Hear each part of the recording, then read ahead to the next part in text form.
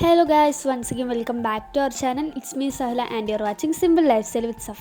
അപ്പോൾ ഇന്നേക്ക് വന്നിട്ടുള്ള എന്താണെന്ന് വെച്ചാൽ ഒരു അടിപൊളിയായിട്ടുള്ള ഒരു പനീർ ബിരിയാണിൻ്റെ റെസിപ്പി ആയിട്ടാണ്.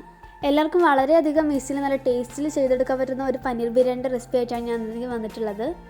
എല്ലാവരും ട്രൈ ചെയ്ത് നോക്കുക. നിങ്ങൾക്ക് ഇഷ്ടപ്പെട്ടാണെന്നുണ്ടെങ്കിൽ നമ്മുടെ വീഡിയോ ഒന്ന് ലൈക്ക് ചെയ്യുക, ഷെയർ ചെയ്യുക, നിങ്ങളുടെ അഭിപ്രായങ്ങൾ കമൻറ്റ് ചെയ്യുക, മറക്കാതെ നമ്മുടെ ചാനൽ ഒന്ന് സബ്സ്ക്രൈബ് ചെയ്യുക. അപ്പോൾ നമുക്ക് വീഡിയോയിലോട്ട് കിടന്നാലോ.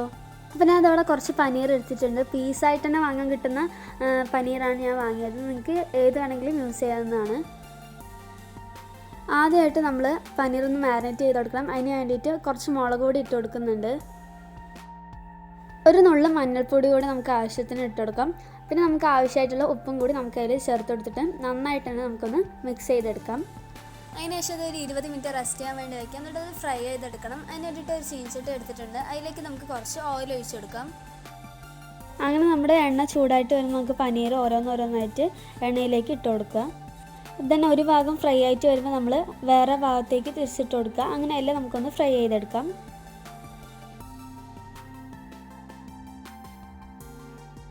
അതേസമയം തന്നെ നമ്മുടെ റൈസ് ഒന്ന് വേവിച്ചെടുക്കാനുള്ള വെള്ളം ചൂടാക്കാൻ വേണ്ടി വെച്ചിട്ടുണ്ട്. അതിലേക്ക് കുറച്ച് ഓയിലും കുറച്ച് ഉപ്പാണ് ചേർത്ത് കൊടുത്തിരിക്കുന്നത്. അങ്ങനെ നമ്മുടെ വെള്ളം തിളച്ച് വരുമ്പോൾ നമുക്ക് അതിലേക്ക് അരി ഇട്ടിട്ട് ഒന്ന് വേവിച്ചെടുക്കാം. അങ്ങനെ നമ്മുടെ റൈസൊക്കെ വേവിച്ചെടുത്തിട്ടുണ്ട്. അതിനുശേഷം നമ്മളൊരു പാത്രം വയ്ക്കാം. പാത്രം ഒന്ന് ചൂടായിട്ട് വരുമ്പോൾ അതിൽ കുറച്ച് എണ്ണ ഒഴിച്ച് കൊടുക്കാം. എണ്ണ ഒന്ന് ചൂടായിട്ട് വരുമ്പോൾ അതിലേക്ക് 2 സവാള അരിഞ്ഞ് ചേർത്ത് കൊടുക്കാം. എന്നിട്ട് അത് നല്ലപോലെ തന്നെ ഒന്ന് വഴറ്റിയെടുക്കാം.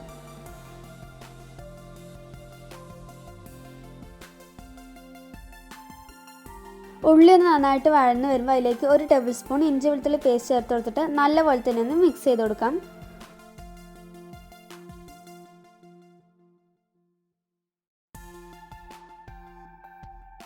ഇഞ്ചി വെളുത്തുള്ളി പേസ്റ്റിൻ്റെ പച്ചമണമൊക്കെ ഒന്ന് പോയിട്ട് വരുമ്പോൾ അതിലേക്ക് നമുക്ക് 1 ടീസ്പൂൺ കുരുമുളക് പൊടി ചേർത്ത് കൊടുക്കാം. എന്നിട്ട് നല്ലപോലെ തന്നെ നമുക്കൊന്ന് മിക്സ് ചെയ്തെടുക്കാം.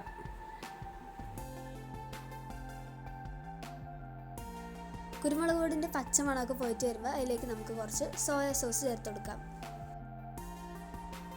കുറച്ച് അതിലേക്ക് നമുക്ക് 1 ടേബിൾ സ്പൂൺ ചില്ലി സോസ് കൂടി നമുക്ക് ആഡ് ചെയ്ത് കൊടുക്കാം. അതിനുശേഷം നമുക്ക് അതിലേക്ക് കുറച്ച് ടൊമാറ്റോ സോസ് ആഡ് ചെയ്ത് കൊടുക്കാം. എന്നിട്ട് നമുക്ക് നല്ലപോലെ തന്നെ അതൊന്ന് മിക്സ് ചെയ്ത് കൊടുക്കാം.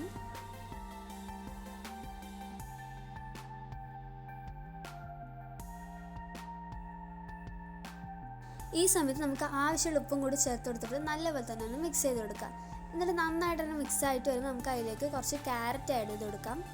എന്നിട്ട് നമ്മൾ ഫ്രൈ ചെയ്ത് വെച്ചിട്ടുള്ള പനീറും കൂടി അതിലേക്ക് ആഡ് ചെയ്ത് കൊടുക്കാം. എന്നിട്ട് അത് നല്ലപോലെ തന്നെ മിക്സ് ആക്കിയതിന് ശേഷം നമ്മൾ അതിലേക്ക് 1 ലെയർ റൈസ് ഇട്ട് കൊടുക്കാം.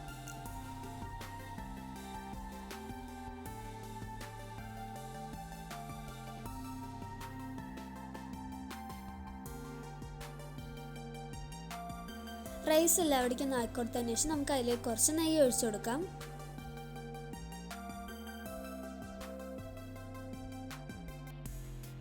ഒരു ടീസ്പൂൺ ഗരം മസാലപ്പൊടി നമുക്ക് അതിലേക്ക് ചേർത്ത് കൊടുക്കാം. അതിനുശേഷം നമ്മൾ അതിലേക്ക് കുറച്ച് ക്യാരറ്റ് ചേർത്ത് കൊടുക്കാം.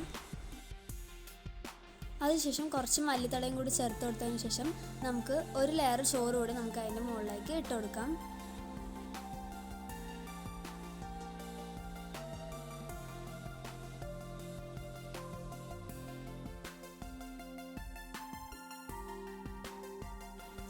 എന്നിട്ട് അതിനുശേഷം നമുക്ക് 1 ടേബിൾ സ്പൂൺ നെയ്യ് അതിലേക്ക് ചേർത്ത് കൊടുക്കാം. പിന്നെ അതേപോലെ തന്നെ ബാക്കിയുള്ള ക്യാരറ്റ് കൂടി നമുക്ക് അതിൻ്റെ മുകളിലോട്ട് ചേർത്ത് കൊടുക്കാവുന്നതാണ്.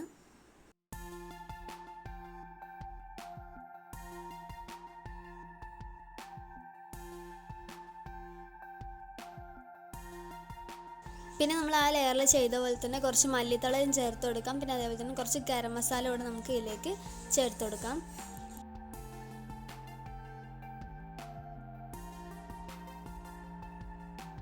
പിന്നെ അതിൻ്റെ മുകളിലേക്ക് കുറച്ച് ഫ്രൈ ചെയ്ത പൊട്ടാറ്റോസും കൂടി ചേർത്ത് കൊടുത്തിട്ട് ഒരു 5 മിനിറ്റ് മൂടി വെച്ച് വേവിച്ച് കഴിഞ്ഞാൽ നമുക്ക് സെർവ് ചെയ്യാവുന്നതാണ്.